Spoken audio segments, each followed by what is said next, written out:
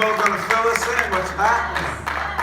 I feel so nervous today. My heart's been kind of pounding, but those of you that follow Facebook know what today is about.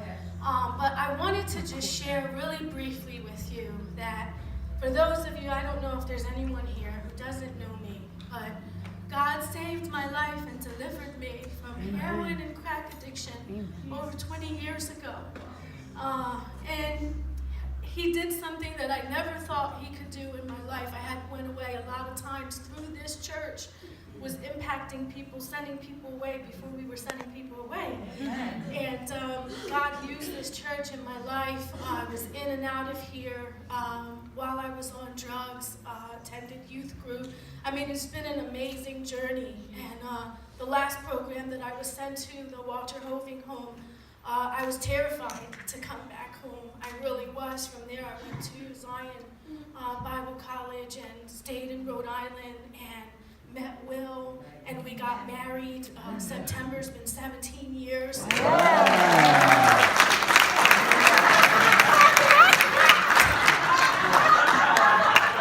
And it's been a journey. It's been ups and downs, and but God's remained so faithful. And I can't help to share this, especially with the series that we've been going through, the Calling series.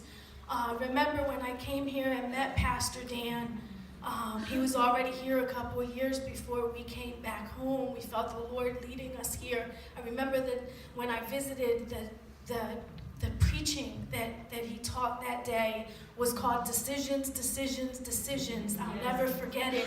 And I knew that God was telling us to come back home. And I was scared to come back home. My family was scared. I didn't do well at home. And so God has been faithful. He has kept an umbrella over us. We shared our hearts with Pastor Dan about what we wanted to do. And he told us exactly what we are learning in this series. He said, lay it down and plant yourself in this church. And if God brings it back around, we'll know that this is what he wants to do.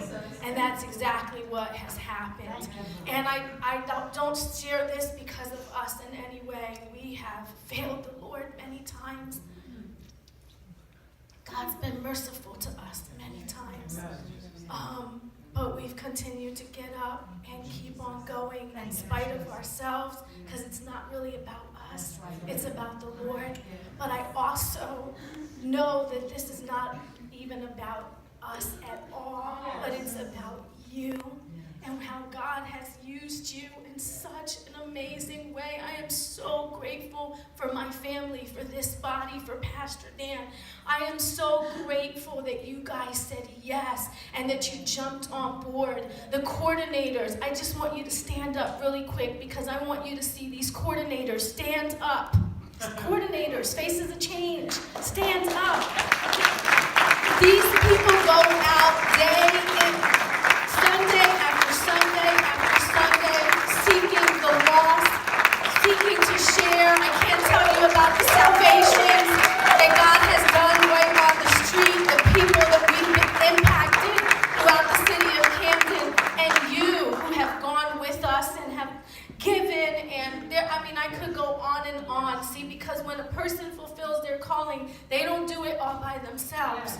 It takes a whole body of believers and people to help accomplish that. And it's not just ours, it's yours. And I believe that what God is doing is getting ready to set up people to step into their callings through this and use you.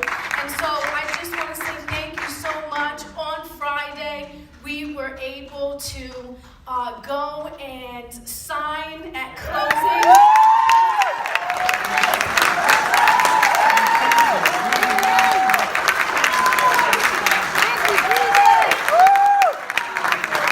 And I'll tell you, church, over 20 years ago, the Lord said that one day I would come back and help people just like me in this city. And I never knew it would happen. I mean, it just felt like it was taking forever. But God is faithful to his promises. And when he shows you something, we hold on to it, knowing step by step. And I know that this is just the beginning. we have a long way to go, but it's not about the building. The building is made of brick and mortar, and it is a place where God is going to use us. But that building, which I want us to praise God for, represents the lost souls that will be added into the kingdom of God. That is what it represents. It represents lost souls that will be healed and delivered and set free. Amen? And so that's why we're excited. The building is great, but we're excited about people's lives that are going to be snatched from the grips of hell and brought into the kingdom of light.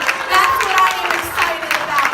And so I'm so grateful to this body, to Pastor Dan and Evelyn, to the deacons of this church, to everyone that consistently gives. I mean, this has been a body work. There's no I here at all. This has been a complete body work, and I know that it will continue that way. And I just love you so much, church. Thank you so much. I am so grateful. And I want to say, I know I've taken up the whole time. It has not been easy. Fulfilling God's calling comes with great adversity. It is not easy, but I thank God that it hasn't been me that it's even walked through the adversity, that God has continued to hold us up. And I know that He'll continue to do so. I love you so much. Thank you. Love you. Amen. Whatever she said. Once again, I just want to say thank you again. God is great. God is awesome. The worship time, the service, the songs this morning. We have to believe that He can move the mountains. Yes, He does. And that He'll do it again and again and again. And I just want to appeal to you as individuals sitting in this service this morning, that God will move your mountain. He will move your mountain. He has something for each and every one of you who are sitting here, who are facing something. And Pastor has always told us that if you are facing adversity in your life, then you are a threat. You are a threat to the enemy, and he is coming to attack you to keep you away from what the Lord has for your life. So hold fast to His word, hold fast to His truths, and keep your eyes on Jesus. Amen. Amen.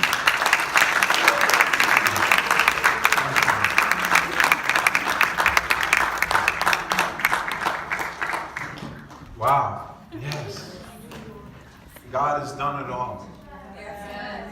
And He chooses to use us. You saw that picture of my son? It's just like I was that young once. Not really, I was. Seriously. I really was. Excited to have my son be here. We have the blessing and privilege of having all of our children together for the holidays. I said, son, you got to preach for us on New Year's Eve day. And don't forget, 11 o'clock the next 2 weeks. Don't forget. If some of you forget, you'll be here in time for rehearsal for worship.